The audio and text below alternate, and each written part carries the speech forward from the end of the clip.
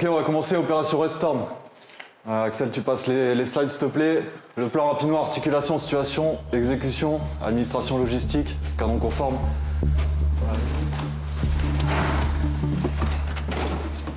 Ces hommes du 2e régiment de hussards sont des spécialistes du renseignement d'origine humaine.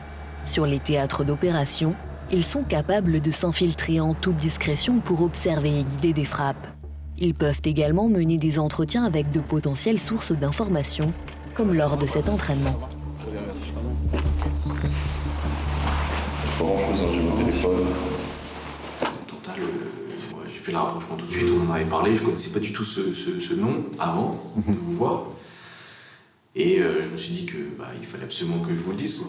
Parce que du coup... Non, mais t'as bien fait, t'as eu raison. Tout à l'heure, on parlait de ta promotion. C'est aussi intéressé pour nous, hein, parce que plus tu peux rayonner dans une zone élargie, plus t'entendras ou tu auras affaire à ce genre d'histoire. Et nous, ça nous permettra vraiment de mettre un profil sur ce type d'individus qui font des recrutements, qui font des activités pas très licites, tu vois. Les indications qu'ils vont recueillir sur le terrain peuvent être déterminantes et venir compléter celles obtenues par le biais d'autres capteurs de renseignement. On met un vernis humain sur cette information. Une photo, il y a 1000 façons de l'interpréter. Et le fait de parler avec la personne qui est à la source de cette information ou qui a été en lien avec cette information à un moment donné, ça nous permet de lui poser des questions, chose qu'on ne fait pas forcément avec une photo. Ouais, bien. Vous l'aurez compris, ce mois-ci, nous vous ouvrons les portes d'un univers peu habitué aux caméras, le monde du renseignement. Au sein de l'armée de terre, son commandement se transforme et se densifie. Cette réorganisation va permettre de regrouper sous une même autorité les unités capables de détecter et neutraliser un adversaire dans la profondeur, autrement dit derrière la ligne de front. L'objectif, être plus réactif sur le champ de bataille de demain.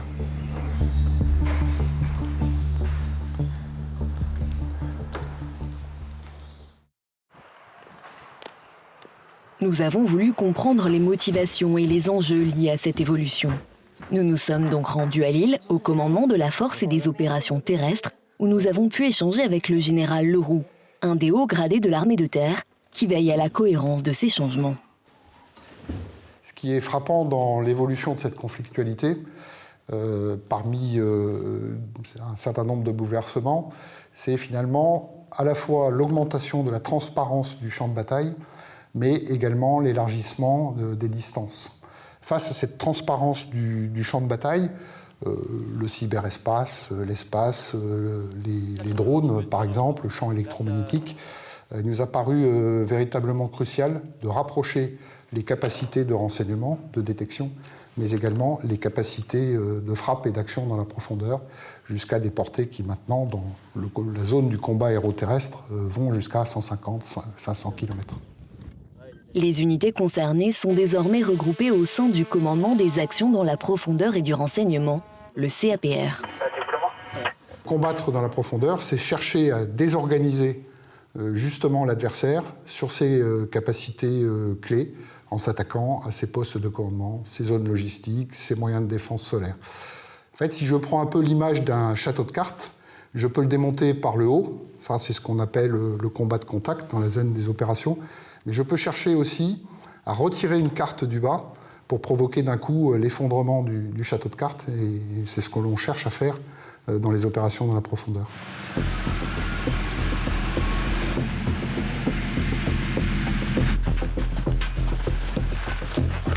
Pour mieux appréhender ce concept, nous avons été autorisés à filmer sa mise en application concrète à plusieurs centaines de kilomètres de là, dans l'est de la France. C'est ainsi que nous retrouvons au cœur d'une nuit opaque une autre équipe du 2e hussard, cette fois en pleine infiltration. Nous allons basculer en zone ennemie, en mode furtif. Donc ça veut dire que jusque-là, nous pouvions avancer avec les feux. Nous devions nous fondre un peu dans la masse, mais nous pouvions être vus. Et maintenant, nous allons devoir disparaître complètement des vues de tout le monde.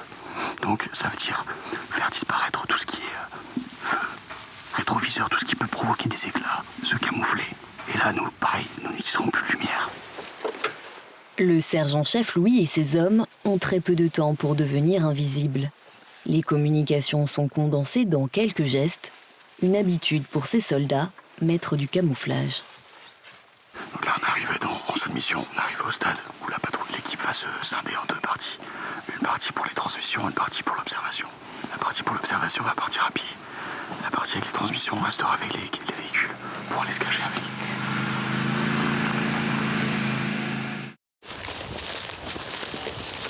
Ils font partie des 750 militaires déployés dans le cadre de Grand-Duc, un entraînement au combat de l'armée de terre, réalisé en terrain libre et dans les camps de Champagne, qui réunit des spécialistes de l'aérocombat, de l'artillerie et du renseignement cyberélectronique. Tous ceux qui constituent le CAPR.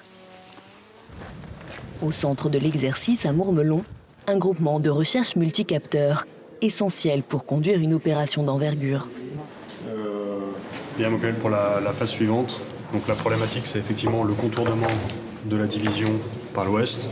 Donc la question qui va se poser pour nous, c'est d'être capable d'infiltrer au plus tôt les équipes sur 2 axes. Je pense À la tête de cette structure, le colonel Nicolas Louis, chef de corps du 2e RH. Précisément l'axe, enfin l'ouverture, l'opportunité. C'est quand même, encore une fois, l'équivalent de 70 000, un peu plus de 70 000 ennemis qui sont en train de déferler par la région de Vesoul et qui remontent progressivement vers le nord. Et donc, la force internationale qui a été déployée dans le cadre duquel on agit a positionné 2 grosses divisions, donc là aussi 2 fois 30 000 hommes, une division US et une division française, pour essayer de créer une nasse dans laquelle l'ennemi va venir s'engouffrer avant de mener une contre-attaque pour les défaire.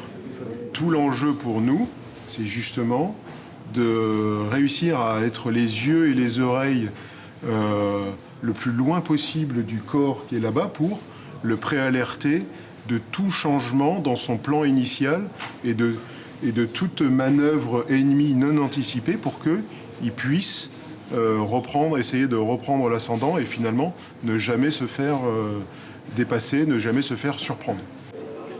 Et pour que l'entraînement soit crédible, il faut que l'ennemi le soit aussi. Depuis plusieurs mois, un groupe de scénaristes imagine la force adverse jusqu'à lui donner vie sur les réseaux et sur le terrain. Là, face à vous, en fait, vous avez le séquentiel de l'exercice Grand-Duc, en détail, bien sûr. Nous avons joué pour que nos capteurs sur le terrain puissent récupérer et donc capter des éléments concrets et vrais. Voilà, on ne fait pas que de l'animer, aussi on joue. Pour ce faire, pour que l'exercice vive, nous avons plusieurs personnages sur l'exercice qui ont des rôles de partisans. Il faut leur créer une vie, la détailler au jour le jour, pour qu'ils puissent après aller discuter avec certaines équipes. Des équipes dispersées dans toute la Champagne. L'exercice s'étend sur 300 km de front et 400 km de profondeur, soit un territoire un peu plus grand que la Bulgarie. Cette patrouille légère d'appui électronique, elle, a été positionnée non loin de Vesoul. Vous avez quelque chose ? J'ai intercepté quelques signaux, mais pour l'instant, rien de caractérisant que c'est l'ennemi. Très bien, on continue de surveiller tout le spectre. Merci. La mission de ces experts, traquer les ondes de la force adverse, les intercepter et les localiser. C'est exactement la même chose que nous. Nous communiquons avec nos chefs pour avoir des ordres et pour faire remonter du renseignement. L'ennemi fait exactement la même chose, donc nous on va essayer de récupérer ces informations dans leur communication. Ces informations peuvent ensuite être vérifiées grâce à d'autres capteurs. On va intercepter une transmission ennemie avec mon deuxième véhicule. Je vais pouvoir faire ce qu'on appelle une biangulation, donc avoir un point probable de leur position. Et on va pouvoir donner cette position au 61 qui, lui, grâce à ses drones, va pouvoir aller voir sur place si effectivement il y a de l'ennemi. Voilà, tu vois la grande ligne droite là-bas, voilà, c'est là qu'il faut que tu regardes. Le zoom il sera correct, je pense. L'imagerie va compléter le renseignement électromagnétique. Et ce sont les yeux de l'armée de terre, comprenez le 61e régiment d'artillerie, qui va s'en charger. Pour l'exercice, les opérateurs disposent de nano, mini ou micro-drones comme ici. Alors une fois que le drone a posé, je récupère la donnée, l'image qui m'intéresse, je la mets sur mon ordinateur je l'habille, on appelle ça une image renseignée. Je mets un petit commentaire d'analyste en gros pour compléter le renseignement, que ce soit pas juste une image avec des commentaires. Une fois que cette image est faite, je le mets sous le format d'image, donc JPEG. Je donne ça au transmetteur et le transmetteur l'envoie à l'autorité qui était demandeur ou qui intéresse ce renseignement. Je peux le faire. Ces unités extrêmement mobiles et discrètes peuvent être positionnées rapidement. Un atout lorsque le terrain de jeu est immense. Car manœuvrer, c'est aussi faire des choix. Quel sera le meilleur capteur? Va-t-il pouvoir s'infiltrer sur un front dense? Savoir se fondre dans le décor devient alors une arme redoutable. Et certains maîtrisent cet art à la perfection. Nous retrouvons le sergent-chef Louis dans une forêt particulièrement dense où son équipe a réussi à dissimuler ses 4 quads. On fait une grosse étude de terrain à la base, avant de partir, donc, sur les cartes. On fait un gros travail sur carte, avec les vues aériennes, pour trouver des zones qui ont l'air favorables, et des zones où on sera le moins embêté par de la population qui pourrait, ou des promeneurs, ou de l'ennemi. Sans son aide, difficile de distinguer leurs abris. C'est la cage trans. Donc c'est là qu'on a notre station émettrice, qui nous permet d'avoir un lien avec le monde extérieur.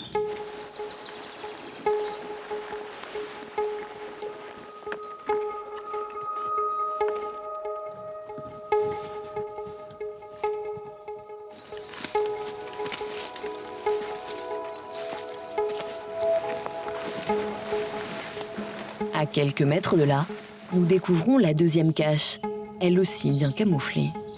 C'est la position depuis laquelle on observe notre objectif, donc tout en étant très discret. On est en mesure de remplacer l'appareil photo actuel par différents types d'optiques, type thermique. Là, l'appareil photo nous permet d'observer jusqu'à 1,4 km avec son objectif. C'est pour ça qu'on l'utilise. Sur votre gauche, vous avez l'équipier qui s'occupe des transmissions et qui est en lien avec l'autre cellule.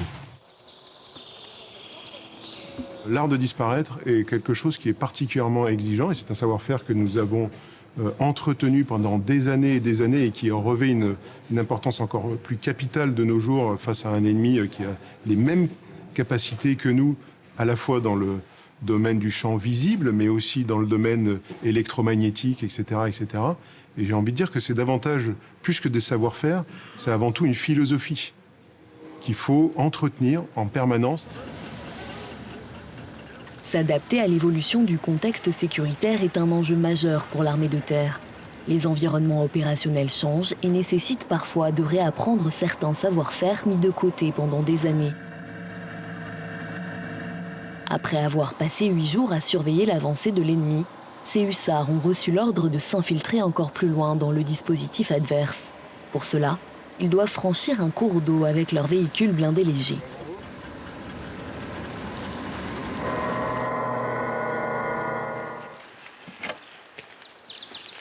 Le 2e hussard est la seule unité de l'armée de terre qui fait franchir ses véhicules devant nos pneus. C'est une capacité que l'on a retrouvée et que maintenant on va mettre en œuvre de plus en plus souvent dans le cadre de nos exercices. C'est une capacité qui est très importante pour nous. Elle nous permet en fait de poursuivre et de rendre l'ennemi incertain de l'endroit où on va passer en franchissant en dehors des points de passage obligés qui seraient potentiellement tenus par l'ennemi. De cette manière, et surtout dans le cadre du retour de la haute intensité, on crée un sentiment d'incertitude dans la tête de l'ennemi. Et donc là, ça nous permet de nous infiltrer où l'on veut, où l'on nous semble, et donc en tout temps, en tout lieu, choisir le point de passage. À leur tour, ils vont devoir parcourir plusieurs dizaines de kilomètres dans la nuit pour aller rechercher des cibles d'importance. Et l'objectif, c'est justement de raccourcir cette boucle renseignement-feu dans la mesure où le capteur au plus proche de l'objectif va pouvoir désigner et directement rendre compte de la situation aux acteurs de la boucle feu qui vont pouvoir déclencher immédiatement les feux et nous poursuivre notre infiltration, poursuivre vers d'autres objectifs et relancer ainsi de suite l'action dans le dispositif et dans la profondeur de l'ennemi.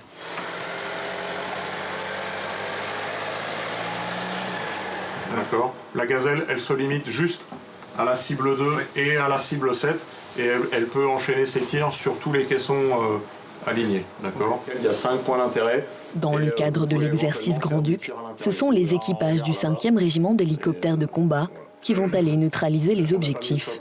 Nous, ce renseignement, il remonte directement par la voie commandement, qui ont tout un système informatique par lequel remontent les données récupérées par les vecteurs qui sont au sol ou en l'air, comme les drones. Elles nous sont retransmises directement par des systèmes qui sont intégrés aux machines, par une remontée d'informations qui est presque instantanée. C'est quelque chose qui est un facteur important pour nous, dans le sens où partir sur une mission avec des informations qui sont incertaines ou pas actualisées, c'est quelque chose de très compliqué, il y a beaucoup plus de recherches à faire, alors qu'avec un renseignement qui est beaucoup plus précis, on va pouvoir aller beaucoup plus rapidement sur l'objectif.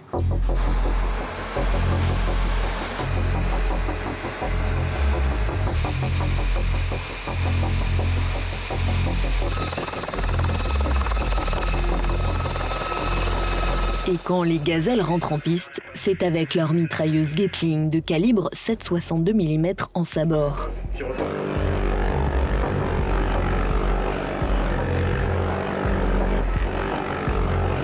Armés par un tireur embarqué, leur cadence de tir est impressionnante. Avec 3000 coups par minute, l'arme est un redoutable atout pour détruire des véhicules légers.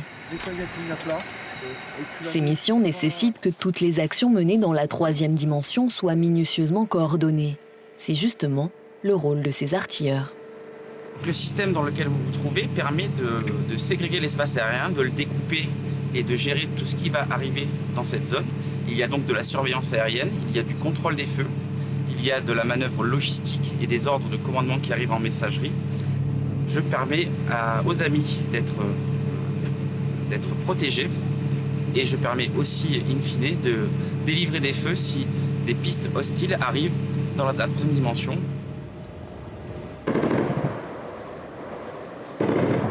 Comme l'ensemble des armées, les unités du CAPR ont pris le virage de la haute intensité. Cet exercice aura permis aux différents acteurs de se côtoyer et de créer de nouvelles synergies dans l'hypothèse d'un engagement majeur. Au cours des opérations extérieures récentes, face à notre adversaire, un groupe terroriste, un chef islamiste par exemple, on choisissait vraiment le moment où on allait le frapper, le neutraliser. Dans une guerre face à un ennemi qui a le même niveau que nous, on parle d'ennemis symétriques, on n'a pas forcément tout le temps l'initiative.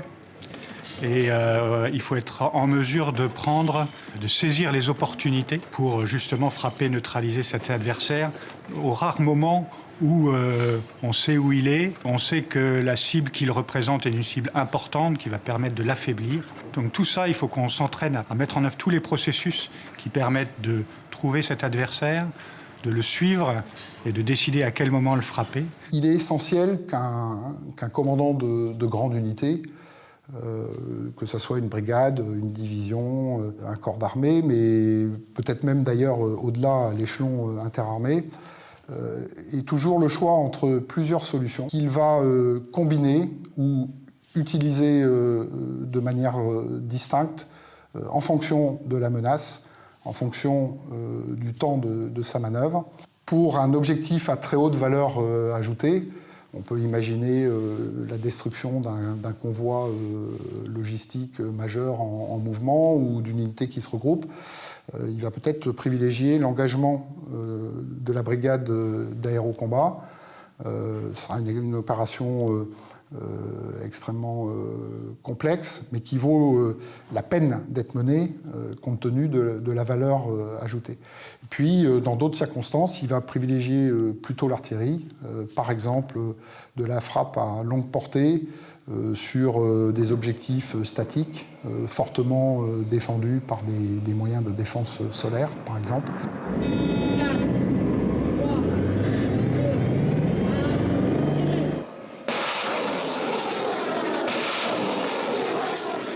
Si la vocation principale de ce nouveau commandement est bien de permettre l'entraînement de tous les acteurs de la profondeur, un autre objectif est visé, aider l'armée de terre dans sa réflexion sur l'adversaire probable, l'ennemi qu'elle pourrait rencontrer en opération.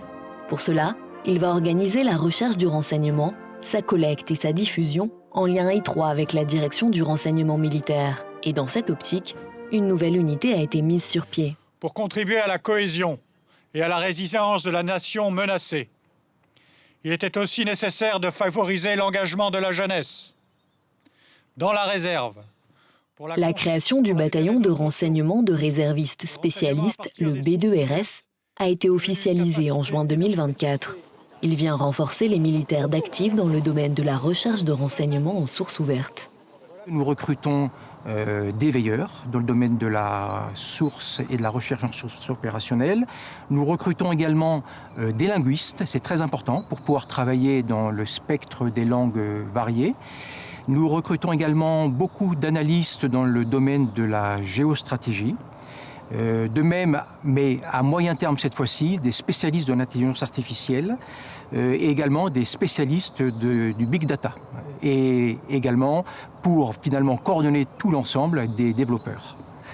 Les forces armées ont besoin d'être renforcées dans ce domaine-là pour une raison simple, c'est que les réseaux sociaux et Internet sont des sources immenses de renseignements. Encore faut-il savoir où chercher et comment après synthétiser et sortir les éléments clés de ces renseignements obtenus sur l'Internet. Tilan et Félix, tous deux étudiants, ont surtout vu la possibilité de découvrir un monde discret. C'est vrai que c'était un monde qui m'impressionnait beaucoup, et qui m'impressionne toujours aussi d'ailleurs. Et je suis très contente de pouvoir l'intégrer en partie aujourd'hui. On a un contrat de 2 ans, dans lequel on doit faire au minimum 60 jours de réserve, mais ça peut éventuellement augmenter si on souhaite s'engager davantage. Ok, vous n'avez pas eu de problème entre le VPN, mettre dans le NAS, etc. Pas de soucis. C'est bon? On a été bien formés. Ok, super. Moi, parfait. Bien joué, les gars. Chacun d'eux a pour mission d'aller fouiller des sites web, des réseaux sociaux, des journaux locaux, des sites diplomatiques ou encore des forums de discussion en fonction des demandes. On a fait une formation de 3 jours sur la recherche source ouverte.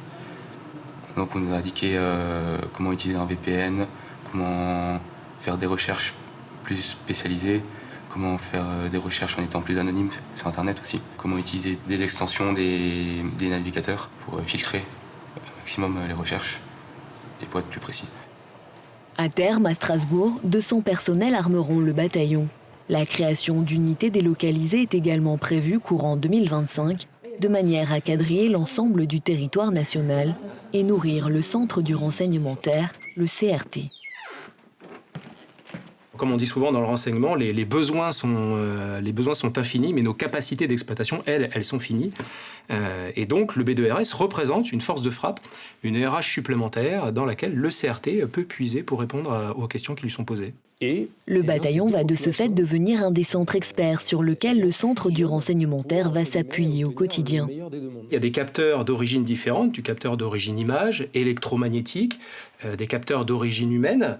Eh bien, tous ces capteurs, quand ils sont fusionnés, on parle de renseignement multicapteur. Eh bien, la manœuvre descente, c'est exactement la même chose. C'est-à-dire que le centre du renseignement terre va fusionner du renseignement et des informations des différents centres. Chaque régiment du SAPER a un centre spécialiste dans son domaine de renseignement. Il va fusionner toutes ces informations pour faire un renseignement multicapteur.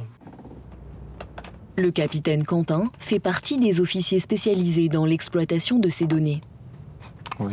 Notre travail est de concaténer toutes les informations des différents capteurs que nous analysons, que nous exploitons, qui nous permettent d'essayer de déduire des choses sur la réalité du terrain. Parfois, nous aussi, nous répondons à des questions directes, soit de la part d'unités sur le terrain, soit de la part de grandes unités qui nous demandent qu'est-ce qui se passe là, à tel moment, à quoi peut-on s'attendre. Il faut à la fois être autonome, curieux et synthétique, puisqu'il ne faut pas perdre de vue que les productions que l'on fait servent à orienter la décision du chef. Et ainsi préserver sa liberté d'action. Avec la création du CAPR, l'armée de terre a fait le choix de renforcer sa puissance de combat dans la 3e dimension et derrière la ligne de front. 28 510. Je crois que nous avons le devoir absolu d'avoir l'esprit toujours en éveil et de rechercher les organisations les plus pertinentes au besoin, au prix de transformation s'il le faut. Tant l'aptitude de nos forces à répondre aux enjeux de conflictualité est vraiment importante dans un choc des volontés et des intelligences qui est en activité permanente.